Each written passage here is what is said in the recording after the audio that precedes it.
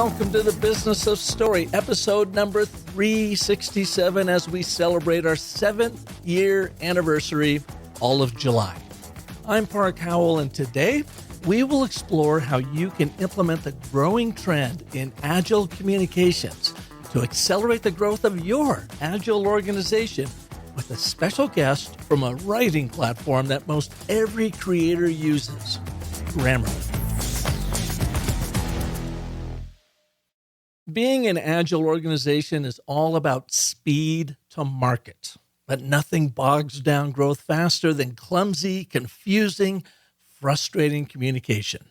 Therefore, Agile messaging is all about speed to meaning, providing concise, clear communication across the flattened out org chart, which is one of the hallmarks of Agile organizations. The other thing, though, is if you took that org chart now, you thought about it a little bit differently, which is lots of nodes that are all communicating with each other internally as well as externally, and all the different systems that they're communicating in, 13, 14 different systems that they're communicating in written form in, and all the fast interactions back and forth. That world now becomes even more complex. And that is the reality that most organizations are in. You have more systems with a more diverse workforce, more distributed, and to your point on Agile, you're trying to flatten the org and empower the lowest level of the org you possibly can to take action rather than it needing to come up to a smaller group of people centrally.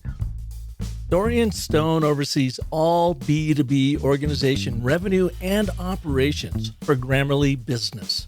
Previously, Dorian was VP of Customer Experience Strategy and Marketing at Medallia and spent over a decade at McKinsey & Company as a partner and co-founder of its global customer experience practice. Before McKinsey, Dorian served in the Peace Corps as a program director and volunteer for small business development in Panama. He serves on multiple community and professional leadership boards and councils and is a strategic advisor to multiple startups. Dorian holds a master's in international studies from the University of Pennsylvania and an MBA from UPenn's The Wharton School. On today's episode, we'll take a deeper dive into the startling report on business communication trends Grammarly co-authored with the Harris Poll on how communication is costing American companies $1.2 trillion annually. Not to mention how poor communication is impacting recruitment and retention of top talent and its drag on performance and growth. You can also hear more on the study from the Harris Poll's Abby Lunny, who appeared here a couple of weeks ago on episode 362. So go check it out. Dorian will share his definition of effective communications, 3 significant trends happening in Agile messaging, how you can connect distributed working models through Agile storytelling, and how you can regain the one lost day per employee per week caused by miscommunication with a more agile and effective approach to team communication. Please welcome to the Business of Story, Dorian Stone.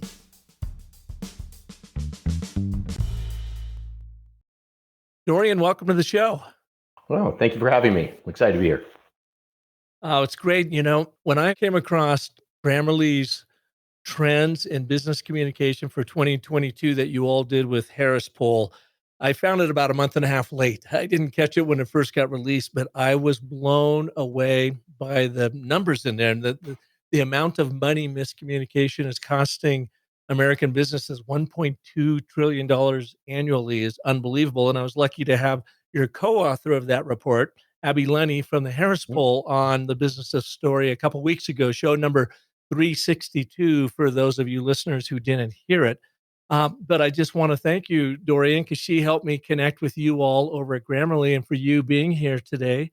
Because, number one, Grammarly is a huge part of my life in that you follow me everywhere online correcting my prose, and I appreciate that.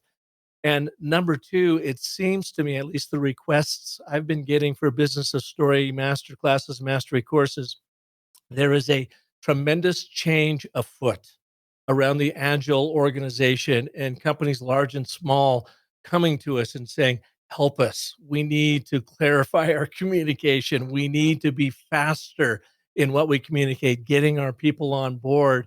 And now with this hybrid environment we have out there, it's even more tenuous of how to do this. So the timing to have you here is absolutely perfect. I just want to thank you first for taking the time to be here on Business of Story. That's great. I'm looking forward to diving in. Now, the first thing though, first thing is Mhm. I did not know until I started doing my research for my last show with Abby that Grammarly is a Ukrainian founded company. So I've got to begin with this. Of course, my heart goes out to your colleagues over there. How are they faring over there with the war on Ukraine? Well, I will say I have been personally inspired, not just by what we see in the media and what Ukrainians are dealing with every day, but what I see inside our organization. The moment the war started on Ukraine, everyone pulled together, Ukrainians and all others, and really started supporting each other, working round the clock to do whatever was right to help take care of team members, of their families, pitching in whatever way we could as a company. We rapidly deployed a number of resources and actions, both to support the safety of our people and their family, but also to support Ukraine's cause in fighting against this war. It's been a very inspiring experience to be part of, even at distance. Grammarly is a very values-driven organization, and we have a tremendously talented but dedicated workforce to that mission. And in fact, one of the things that was interesting to me was as the war started, one of the first things that a number of our team members in Ukraine pointed out was this is exactly why we exist. Like, communication is needed more than ever in times like this. It was amazing. I remember leaving the office, getting off a call with people scattered all over Europe, very uncertain times, and the one single thread rising up through that organizational meeting, company meeting, was a rededication to not just Ukraine, but also to the mission that we have as a company. And the fact that our Ukrainian colleagues put those two things together, I thought was really phenomenal. So we are very, very fortunate to have a very resilient organization, very values-based organization. And I think it's just been inspiring. And my heart also goes out to everyone that's been impacted by this. I hope it does come to an end quickly and with the success of Ukraine. But until then, we're all plugging along. And you still have an office open there, and is it Kyiv where they work out of? We have a location in Kyiv for safety purposes. Right now, we don't have folks using that office location, but again, safety of our team members is first and foremost. Mhm. So we have that space, but we are keeping folks away from any centralized meeting spaces right now. Gotcha. Well, thanks for covering that with us. Again, my heart goes out to all of you, and hopefully we can get through this quickly.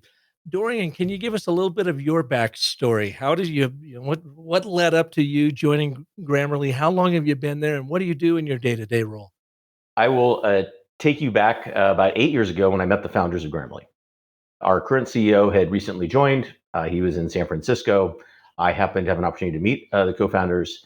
And one of the things that struck me was how purely they wanted to solve a very simple problem, which was helping people to communicate better to improve their lives. And that's how our mission came about in terms of improving lives through improving communication.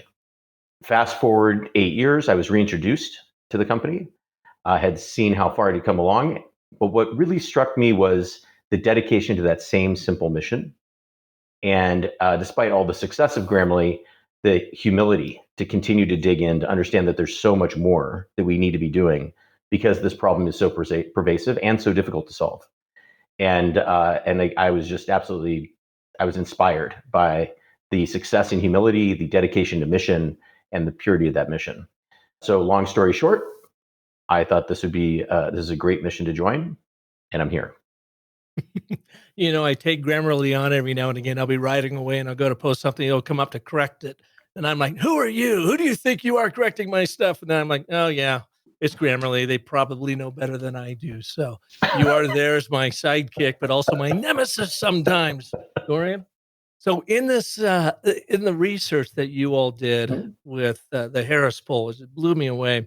That found that this miscommunication that employees are actually missing 1 day a week of productivity because of poor communication. And that was the thing that hit me over the head when I was just, those numbers blew me up. What were some of the surprising outcomes that you saw from that report? Well, I think like you, when the word trillion is next to any cost that U.S. businesses are incurring, you have to sit up and take notice. One of the things that was both it both made sense to me, but at the same time was it took me aback a little bit was the enormity of the challenge. You know, communication is difficult. We go through our daily lives, but we're accustomed to miscommunication. It's sort of the water turning up slowly, right? And the frog doesn't hop out of the pot. And we've gotten accustomed to this world that's so inefficient. But if this were a line item on your P&L as a business, you would never tolerate it. You would never tolerate this level of friction in your organization. It is the largest line item that you don't see. And I think what the Harris poll showed it was just how large that line item is. And just because you're accustomed to it, and just because it doesn't show up on your P&L doesn't mean it's not impacting you. And if you think about where we are right now, the problems businesses are trying to solve, you mentioned agility. It's not just about the lost productivity in any given work week of a person. It's also about the hampering of performance on a company when you add that up over time. And I thought the Harris poll, that's what really stood out to me, is when I put it in the context of a CEO or CFO mindset, and I realized it's not just the cost of doing business that may be squeezing my margins, but it's all the lost time to be winning in my markets. It took me aback a little bit was the enormity of the challenge. Communication is difficult. We go through our daily lives, but we're accustomed to miscommunication. It's sort of the water turning up slowly, right? And the frog doesn't hop out of the pot. And we've gotten accustomed to this world that's so inefficient. But if this were a line item on your P&L as a business, you would never tolerate it. You would never tolerate this level of friction in your organization. It is the largest line item that you don't see. And I think what the Harris poll showed it was just how large that line item is. And just because you're accustomed to it, and just because it doesn't show up on your P&L doesn't mean it's not impacting you. And if you think about where we are right now, the problems businesses are trying to solve, you mentioned agility. It's not just about the lost productivity in any given work week of a person. It's also about the hampering of performance on a company when you add that up over time. And I thought the Harris poll, that's what really stood out to me, is when I put it in the context of a CEO or CFO mindset, and I realized it's not just the cost of doing business that may be squeezing my margins, but it's all the lost time to be winning in my markets that is getting in the way. And to me, that is what I took away from the Harris poll. Dorian, let's explore that concept a little bit more of lost time, because like you say, it doesn't show up on the P&L, and it's one of those things that you can never get back, obviously. What do you think businesses can do to kind of overcome that lost time in their communication, in just being more clear with each other in how they communicate? The way that I think about it is, and in my daily life, as I get up and I think about, we're trying to get from point A to point B as a business. And it takes extra effort when we miscommunicate. That puts friction into just getting work done, whether it be between two individuals, across the entire team, or departments in the company. When I think about what effective communication can do, not just eliminating miscommunication, but effective communication, it drives alignment and it takes tons of friction out of an organization's ability to advance the ball from point A to point B, and how long it takes to get there, in addition to how much resourcing is required to get there. In my mind, one of the most valuable and costly things that a company has to deal with, particularly ones in competitive markets, is the speed with which those organizations can achieve their goals, can achieve the outcomes, whether they use an OKR approach or some other goaling method. Generally speaking, it's not just the goal, it's not just the resourcing, but it's how fast can we achieve that goal and with what surety. And those are other items that are not directly on the P&L, but certainly impact the success of an organization. And so I think what happens is people underestimate how much friction is in miscommunication, but they also equally underestimate how much power is in effective communication when everyone is communicating effectively and things just have to be done once without having to restate, course correct. Oh, I didn't realize that's what you meant. I thought you meant this. Or that was unclear. Can you do that work over again so I understand what we're really trying to get at? And that to me, when you compound that 1,000 times a day across 1,000 managers a day, every day consistently, is a real source of advantage to get to the next point in your journey faster than your competitor. And well put, Dorian. Let me ask you this. It's kind of a weird question, I think, but after you said Hmm. effective communication, it's a question I've never asked somebody on the show. What Mhm. do you deem or how do you describe what effective communication is? Because it's a euphemism for we all have to speak and connect clearer, quicker, faster. But how would you define it? Hmm. That's a good question. I think very pragmatically. I think effective communication is communication that achieves its goal as efficiently as possible. So I have an idea I am trying to communicate to you. I want that idea to land correctly and be in your mind so that you capture it. And I want that to happen the first time. The mechanism that allows that to happen is the mechanism that drives effective communication. And when it does that and it does that the first time, we've achieved effective communication. I don't think effective communication is necessarily about one specific style of communication or another. I would say that typically being direct versus indirect and passive voice oriented is probably something that is valuable for folks. Short, clear sentences, not using a lot of jargon. These things are all underpinnings of effective communication. But ultimately, the definition of effective communication in my mind is when you are trying to communicate an idea or compel someone to take action, whatever the objective function you have is, getting that to land right for the person that it is aimed at, the persons that it's aimed at, the first time. That is the definition of effective communication, which basically means effective communication is communication that drives results. That's great. I'm madly making notes on this end, Dorian. Effective communication is to have your message land correctly the first time. So you're not trying to clarify it and you don't have people walking out of the room going, what in the hell did he just say? I like that a Well, lot. Mhm. that's the thing. So many folks think that correctly means that it's written correctly, but what correctly really means is it it actually is heard, interpreted, internalized by the recipient right the first time, and that's the key. Heard, interpreted. Say that again for me.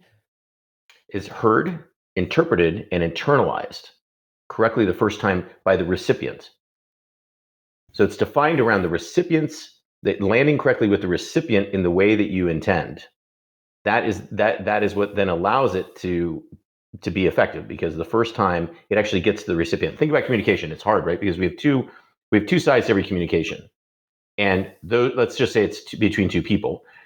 You have two different styles, lenses, ways of interpreting even the same information. So effective communication isn't just I put that down in a way that is very clear to me, but it's actually that it's clear and compelling and internalized by the recipient. That is the ultimate measure of effective communication.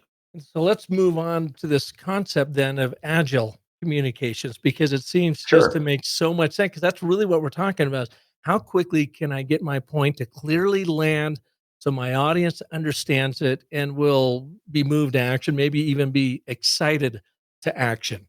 And a couple years ago, McKinsey came out with this report on the agile organization and how so many companies are really taking a page out of the playbook for agile software development.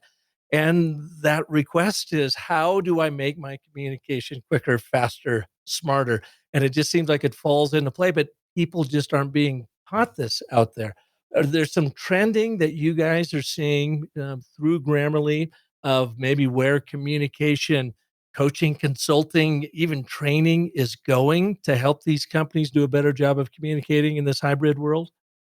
Well, it's a really good question. I think the agile communication is rising as a topic because, as you mentioned, the McKinsey report, businesses are looking to apply more agile methods to how they actually work and achieve goals, and particularly in a world where you have more uncertainty, agility is actually critical. And in that respect, I think what a lot of organizations are finding is that maintaining the standards that they want to maintain, particularly communications departments, marketing departments, and so on, maintain the standards they want to maintain oftentimes means they have to restrict who can create, who can approve, and all the processes that go in to make sure that everything is up to snuff with any communication that goes out. Well, that is the antithesis of speed and agility. And so the problem I think a lot of organizations are trying to solve is how can we move in a faster, more agile way without taking more risk of miscommunicating or putting out things that are communicated poorly and either cause confusion and churn or just simply deteriorate the brand experience. either for employees internally in terms of employer experience or externally with customers. And particularly if you think about large organizations that rely on agencies and lots of third parties, much less a distributed workforce, to be putting more and more out through more and more digital channels, now you've got a real tension. You've got the tension between, I've got all these resources, how do I deploy them to the maximum effect? And on the flip side, how do I ensure that everything is at the right quality with the right consistency? And how do I do both of, how can I work those two without having to put 12 feet of safety valve on 1 foot of pipe with all sorts of copy edit processes internally? And that creates quite a juxtaposition. Now, I think what we are seeing is we are seeing more people understanding that most roles they hire for, they don't actually hire because of people's ability to communicate or write. However, when you actually look at what some of the underpinnings are of those roles being effective, you realize that actually those skills are super important.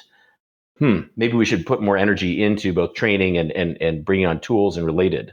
We also know, and you saw this in the Harris polls you referenced earlier, that frankly, employees get very frustrated when the communications that they're either receiving or their own ability to actually communicate out is ineffective. And so, and managers report, 3 out of 4 managers report just spending too much time on this issue. So training is definitely going up, but also systems are going up.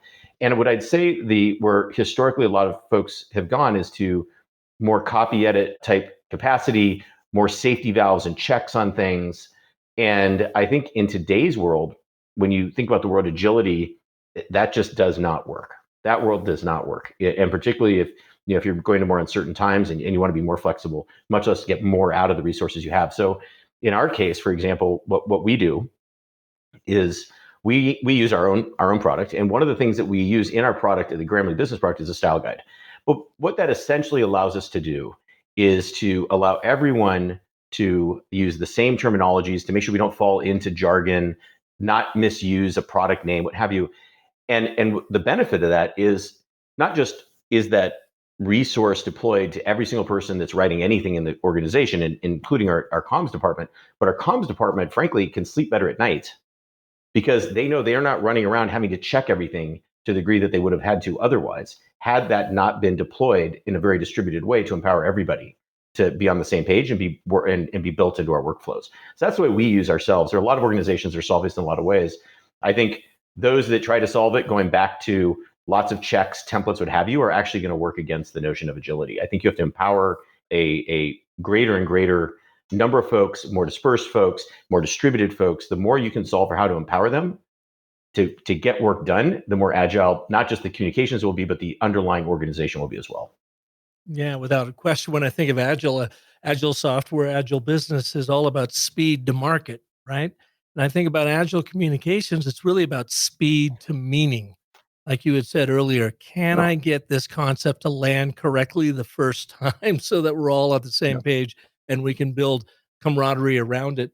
And having been working with this very issue with Walmart Canada, and this idea of agility in their communications, when I mentioned that, they came up with the greatest term. I got to give my hats off to it. They said, yeah, it's no longer the survival of this fittest, but survival of the fastest in the business world, it seems like. And it just seems like it's only picking up pace.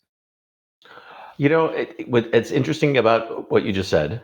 And it's the fastest, I would append to that, it's the fastest to learn and then incorporate those learnings into the next cycle, whether the cycle be an hour, a day, a week, a month.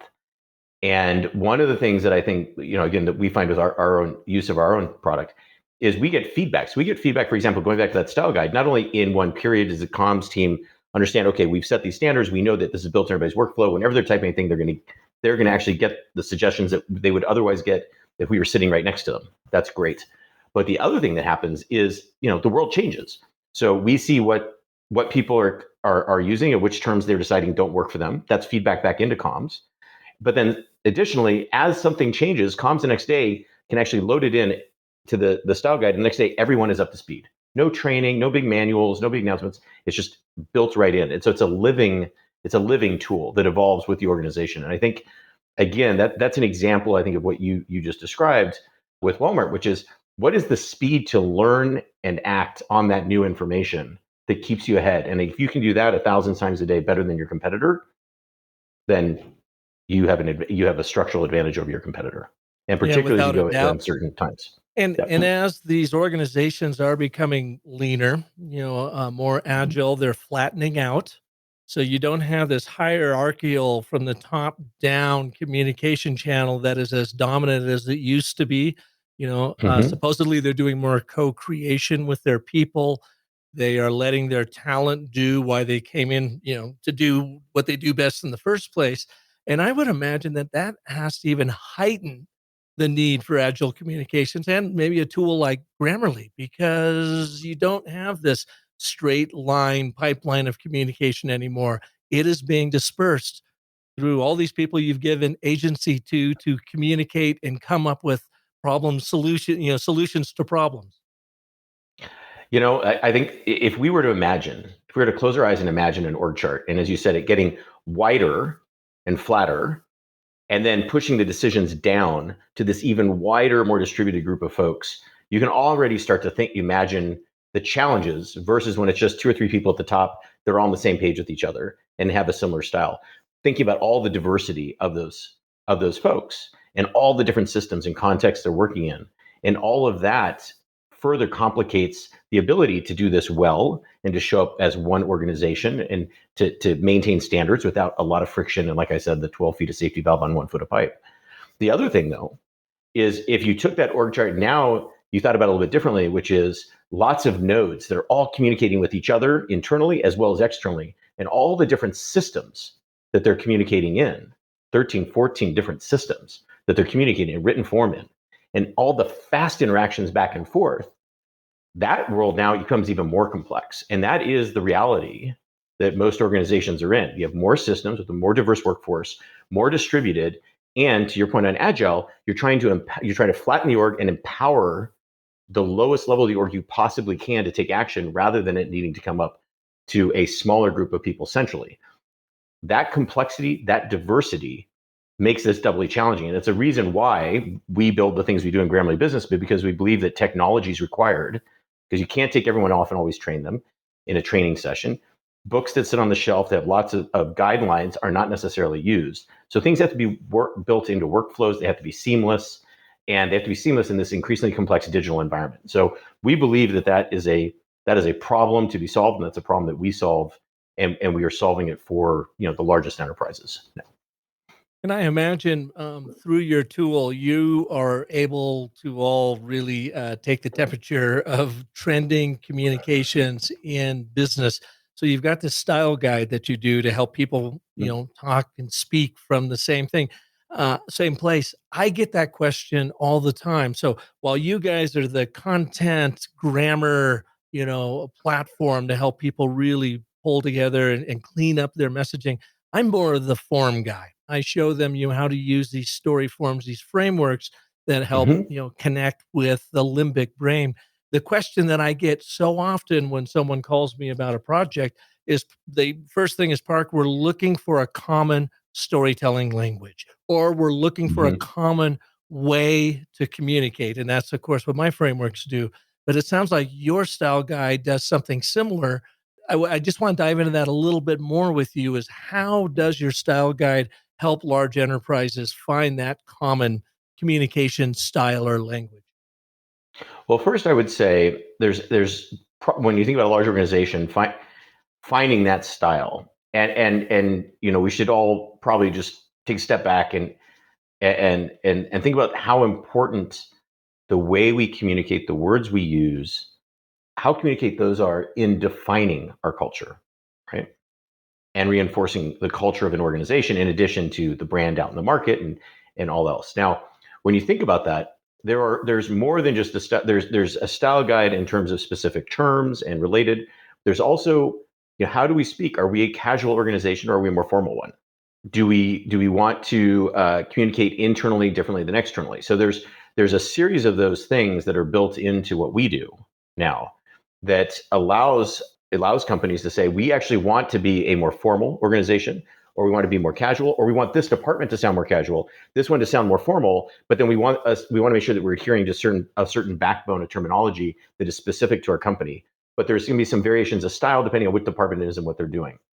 And so what we allowed is for the style guide to craft the specific terms and also watchouts that we want every employee to understand as they are writing. So, for example, I heard an interview years ago with the CEO of Wells Fargo, and one of the things that he was saying at the time was how important it is that they don't talk about employees; they say team members. Okay, well let's use that CEO's point and the importance that he saw in using team members in terminology and to avoid any terminology around employees as part of a core to the culture and the culture you wanted to reinforce. Well, two things happen in our style guide, for example.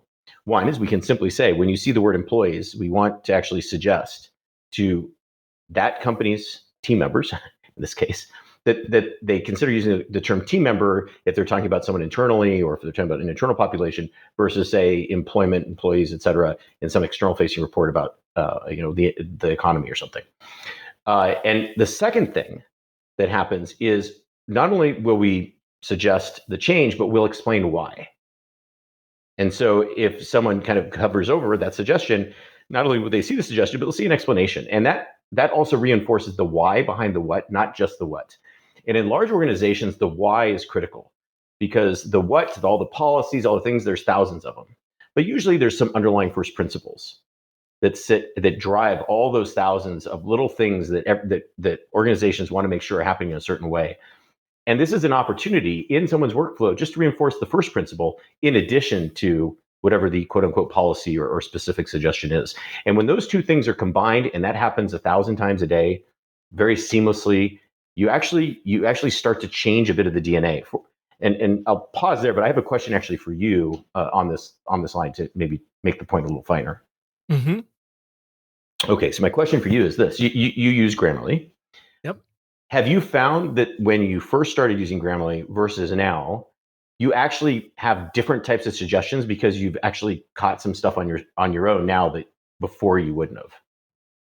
And so the suggestion actually isn't even made because you've actually changed the way you've written as a result of previously having suggestions regularly be made.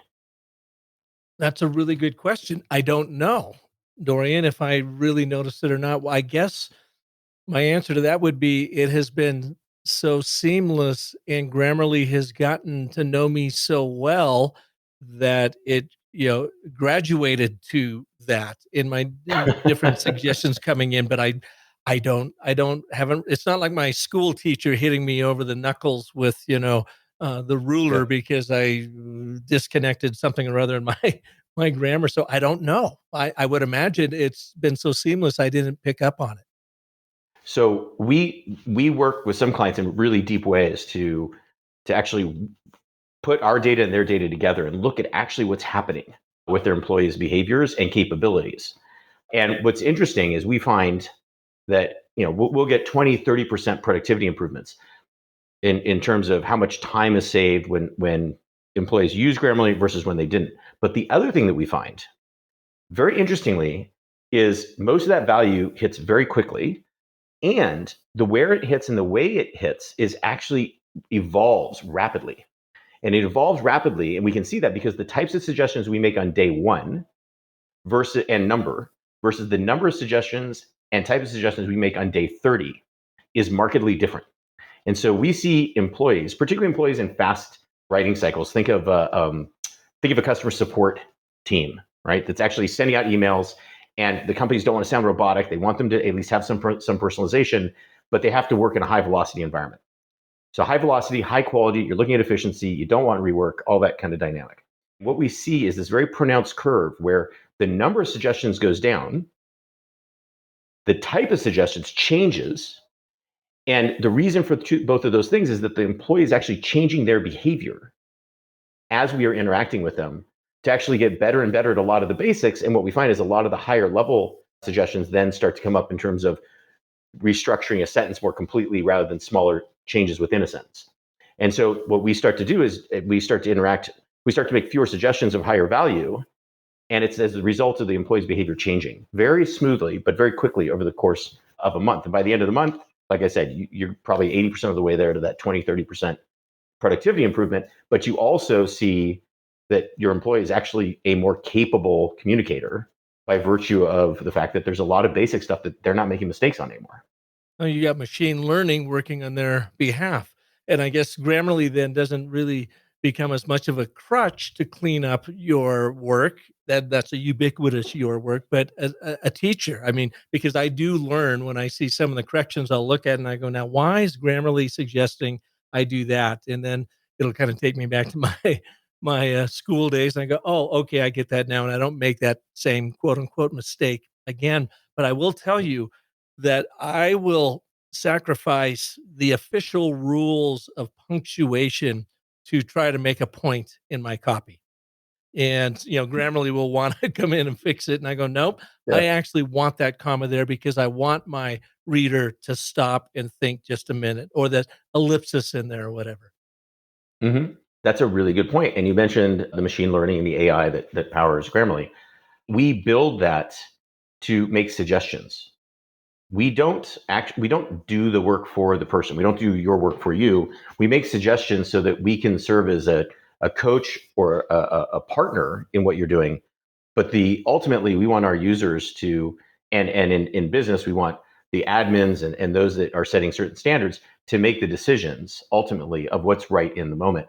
And what we are working on is getting better and better all the time at how to make the right suggestion to improve what you're trying to do in the context of what you're trying to achieve in the moment you're in.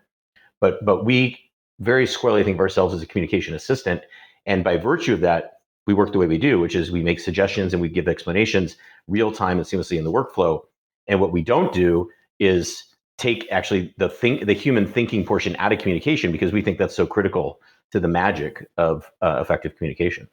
Sure. Yeah. I mean, you got to have that creativity. And of course, it now begs the question that just hit me upside the head with AI coming out, and you're seeing these programs that are going to write your own blog posts for you now, or I can have it write my show notes for me so I can robotize all this stuff. How does that impact Grammarly? I mean, are these robots and these AIs that are writing this stuff? Is their English, their punctuation, their grammar that good that it actually may pose a threat to your service? As of right now, there's not too much there that concerns me personally. I think there's a lot of very exciting things happening in AI. I think there's also a lot happening in AI that require quite a bit of responsibility for those that are building it. Don't need to go into that today, but I think that's just an important backdrop. And then the second thing I think is I squarely believe that the human for the foreseeable future is the difference maker in what is going to be something special versus not special. Now, whether AI, for example, use the example of your notes, whether AI writes up your notes or not, that could be a great step toward helping you get those notes to where you want them to be. But ultimately, what you are creating versus say what's being transcribed for you, but what you are creating from brain to fingertips to dissemination of the world to affect the world starts in the human brain. And that's where we focus our time and attention, is helping that process be better. And for the foreseeable future, I think that origination point of the brain as the creativity point or the productivity point is going to continue to be the most important, and will continue to be really the differentiator between those that succeed and those that don't. And again, it goes back to our mission of improving lives by improving communication. Not Our mission is not improving lives by eliminating the need to communicate. Yeah, I like that idea of improving lives by improving communication. I guess I'm kind of in that same camp. I am like, improving lives by actually connecting people through better Yep. communication. And in this day and age, well, we talked about the war in Ukraine, the political environment in America couldn't be more divided. It just seems like the world is more divided. And then you bring in the pandemic, which is making people stay at home, working remote, and so forth. What are some of the trends maybe that you've seen in your purpose driven, helping people communicate, that have really come about? Let's start with the pandemic, because that's the dividing line of here's how we used to work. Now here's how we're going to work for the foreseeable future. What are the major trends have you seen in communication? Well, I think there's a couple different angles. First one, I think, is just the realities of what's happened with distributed working models. First, put upon a lot of organizations, not by choice, but by the pandemic. And in our discussions with managers, supervisors that are maybe above the manager level or all the way up to the C-suite, what we hear time and time again are two real challenges. One is being able to connect and the stress that comes from not being able to really connect team members to each other or managers to team members, and that lack of connection and understanding exactly what's happening. And then you think about miscommunication on top of that, for bringing more opacity rather than bringing transparency to an operation where now everyone's not sitting in the same room. That's a major driver of stress for employees and leadership alike. And so that remote work model now that is starting to stick in many industries rather than flip back to in person, either full remote or hybrid remote, that model is going to need to perform. It's going to need to perform not just in a stable environment, but it's going to need to perform in an economy with more uncertainty, and it's going to have to rise to that occasion. And I think that's a role where communication is exceptionally important for employee engagement as well as for team performance and so on. The second is, over the last few years, as you'd mentioned, we're a divided country, and I'm not going to argue that point. But what I would say is one of the things that's very important to us, and one of the things I think that makes communication effective is empathy. And that empathy is part of being able to land that message correctly with you the way I intend, because I'm able to have an empathetic understanding of who you are, and as a result, my communication is designed to that purpose. So one area, in addition to generally speaking, that we've made a lot of investment is on diversity and inclusive language, and giving suggestions and explaining why that might be an appropriate suggestion, or why this term is actually, maybe it historically was a term that was okay to use, but now is really not the right term to be using given the sensitivities of certain groups.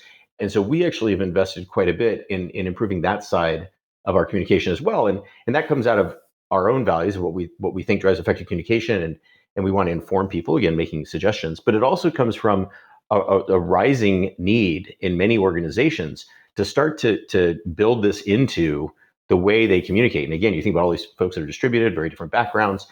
Somebody may be well-intended and may just be, and something may come off to the recipient as being offensive or frankly just kind of otherizing them and not even intending it. And so we've actually done quite a bit there as well. So the diversity and inclusion agenda, I think, if you will, or topic, if you will, is another area that I think is fundamentally changing in business. And as people are in the same room to see each other eye to eye, that much more important to make sure the written communication reflects a level of empathy and understanding.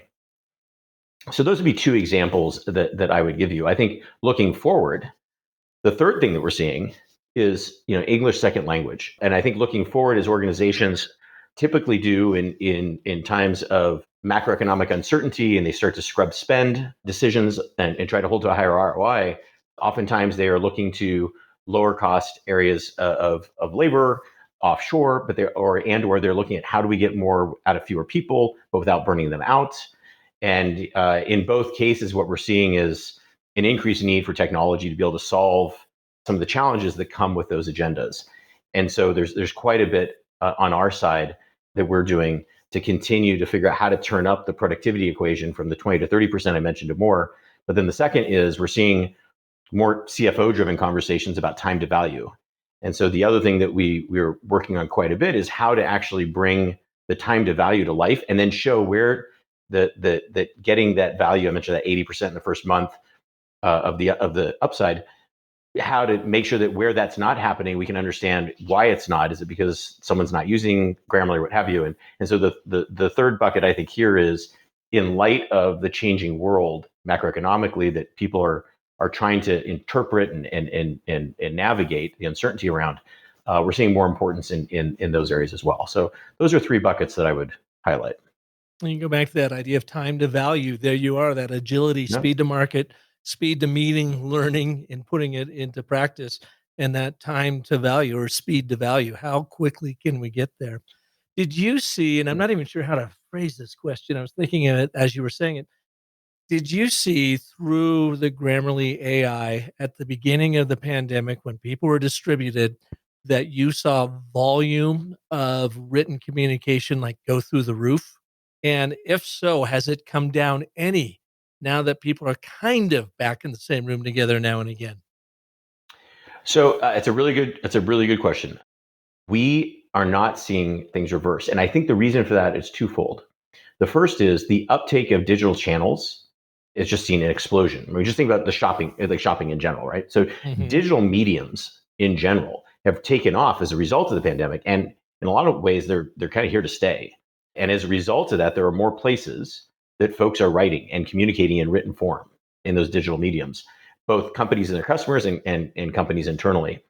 And so as a result of that proliferation of more and more systems, we're actually not, and we of course work ubiquitously across that. We're not tied to any one system. Wherever you write, we are. So what we actually see on our side, you asked about like the words that we process and all that. What we see on our side is actually continued growth. And I don't think that's going to change. I think there are going to be more folks communicating across more applications to get work done in the business world, to communicate with their customers. I would bet if I'd put $1,000 on the line that this time next year, even if everyone goes back to the office and there's no remote hybrid work, which there will be, we would still see more. And I think given the trends afoot with a lot of companies staying hybrid and the way consumers are behaving differently and how they're dealing with companies with each other, I think it's going to continue to grow. So if you want to take that, if anybody wants to take that $1,000 bet, I'll put that on the You're on. table. As you were seeing this volume increase, are you able through your machine learning and AI to see if Grammarly is actually increasing the ability of a population to be a better writer? Yes, absolutely. If I understood your question correctly. Yeah, it wasn't, I need Grammarly to help clean up that question. The bottom line is, are you making us all better writers simply by being plugged into your program? Yes. Going to one of the examples I gave you before, in a support organization, we see our suggestions go down in number and change in nature after the first month of someone using us in that department's example. Another example that I would give you is Zoom, Expedia, HackerOne. All these companies use us. There's a long list. We have over 30,000 teams using us in different companies around the world. But in Zoom's case, for example, 73% of communications that went out had at least something, if not multiple things, changed about it as a result of, as someone was writing, Grammarly making suggestions. Now, another $1,000 bet says that when we when we update what we have learned at Zoom in 6 months, we will actually find three things to be true. And because we see this over and over in every example that we look at. One, people will be faster. That is to say, for every 100 words you write, you're going to do it faster, right? You'll save 10, 20, 30% of your time. Two, that for everyone there, the changes that we are suggesting in basic things like punctuation, just basic correctness, we'll call it basic correctness, will actually diminish over time in absolute terms because people have gotten better at understanding the suggestion we would make, and then they're just writing it correctly for the first time in terms of correctness. And three, where we will be pushing people's learning curves on and improving the way they write will be on things that are more about clarity, delivery, tone. Because we also check on tone and give feedback about tone, and it'll be more in that land, which are higher value elements of effective communication. So people will be faster. They'll have learned how to solve a lot of the mistakes themselves, and where we'll be working with them is on that next frontier of higher quality, more effective communications from a meteor standpoint, if you will. So that's a second $1,000 bet I put down because we see it very consistently across everybody. Well, where Grammarly does best for me when you punch me in the nose the most is with my run-on sentences. And I'm, just getting my thoughts down, and the green comes in and the red comes in, and like, yeah, I know. Let me clean that up here. But it's very helpful, I will say. So finally, what to do next if a company really wants to start triggering their agile communications, become more agile, speed to learning and imparting that learning? What do you recommend people do right now? Well, I would say I'm going to take the word agile, we'll do it communications and just agile business, because you can't get business done without communication, and therefore, effective communication actually drives the business forward, ineffective stops it. So agile communications in general, I think the general trend is to move from fixed, bulky, rule-based policies that have lots of safeguards on them, compliance checks, copy editor checks, to more distributed, real-time evolving communication styles that have a common backbone, but are constantly alive and woven into all the workflows. That's a problem that technology can solve. And I think for communications departments, broader marketing departments, thinking both internally and getting the most out of all team members in the most consistent and efficient way, as well as agencies and third parties, and be able to sleep at night better as a leader, knowing that you're putting more into more people's hands and you don't want to be taking more risk. I think that is a technology problem. And I think technology can solve that. And that is the key to unlocking agility. And it takes down the pressure and the headaches, frankly, for a lot of copy editors and others that really just get so much stuff piled on their shoulders because everyone wants to make sure it gets cleared before it goes out. That just makes their lives so much better. That's one I would say there. And then going to my second point about agility overall and the idea of businesses performing, particularly with the uncertainty that's facing many organizations today. I think that's a place where I can't imagine showing up as the best leader, much less setting my organization up for impact personally and for their success personally, if we are talking past each other and or if my managers are having to do things twice and or if with clients, our frontline folks are not being clear with clients and they have to do things twice with clients. It diminishes the client's experience, but also costs us money and time in terms of rework. I can't imagine, given the enormity of the challenge that miscommunication has, and by virtue of that, the upside of effective communication can create for a company, the $1.2 trillion that people are currently incurring, much less all the frustration that's being reported by managers and team members alike. I can't imagine how becoming an agile organization is achieved, much less can be successful and a source of winning, if the communication component of that is not built in. And in fact, if you go back to that full stop, if you go back and you look at lean operations, which is where it was a predecessor to agile, one of the most important things with lean operations, whether it be on the manufacturing floor or whether it be in a bank processing area, what have you, is effective communication. It's early alignment and effective communication. It's one of the core backbones of what makes lean operating systems work so effectively.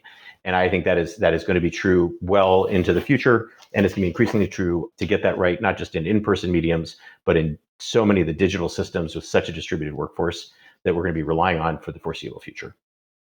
Well said.